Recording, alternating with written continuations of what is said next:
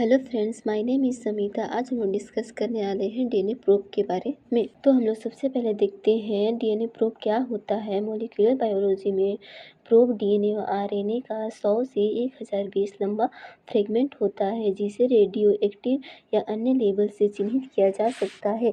DNA probe का किसी खास डीएनए आरएनए के सीक्वेंस को पहचाना जाता है। Types of probes.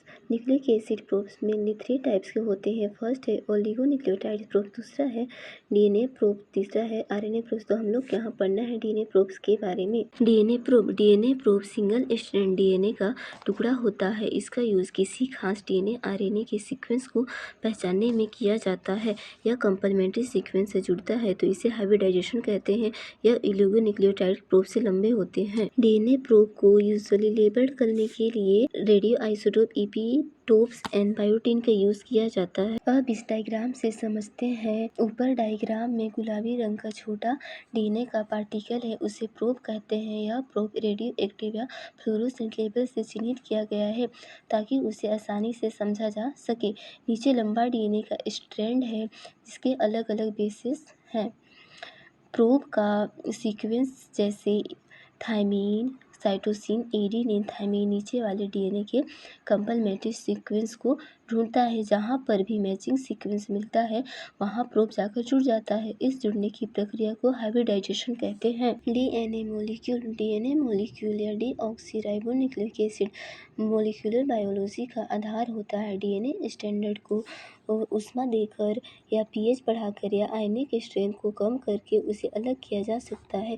DNA molecule अपने नेटिव डबल स्टैंडर्ड स्टेट में ज़्यादा स्टेबल होती है, इसलिए जब इस सिंगल स्टैंडर्ड डीएनए को उपयुक्त तापमान या टेम्परेचर एंड सॉल्ट कंडीशन में रखा जाता है तब वह कंप्लीमेंट्री स्टैंडर्ड के साथ कंबाइन होकर डबलेक्स मॉलिक्यूल बना लेता है। डीएनए के कंप्लीमेंट्री सीक्वेंस आरएनए के साथ भी बाइंड कर सकते हैं। अब हम इसको डायग्राम के थ्रू समझते हैं। सबसे पहले फर्स्ट डायग्राम को देखते हैं।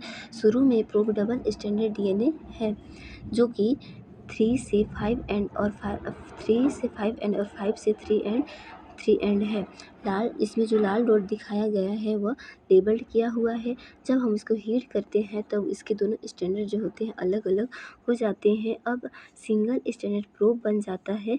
फिर प्रोब टारगेट डीएनए से जाकर जुड़ जाता है, इसे हाइब्रिडाइजेशन कहते हैं। अब दूसरा डायग्राम में देखते हैं तो इसमें भी सबसे पहले प्रोब को हीट करेंगे, फिर सिंगल स्टैंडर्ड डीएनए बनेगा, फिर वो टारगेट डीएनए से जाकर जुड़ जाता है। हाइब्रिडाइजेशन के घटक देखें तो 4 होते हैं। फर्स्ट है प्रोब मतलब खोजने वाला डीएनए, दूसरा है टारगेट यानी कि सैंपल में मौजूद डीएनए, तीसरा है रिपोर्टर मतलब संदेश भेजने वाला, चौथा है हाइब्रिडाइजेशन मेथड। लास्ट में देखते हैं use of DNA probe. DNA probe का यूज़ मेनली डीएनए और आरएनए के सीक्वेंस को पहचानने के लिए किया जाता है। इसके साथ ही इसका यूज़ जीन और म्यूटेशन को डिटेक्ट करने के लिए किया जाता है।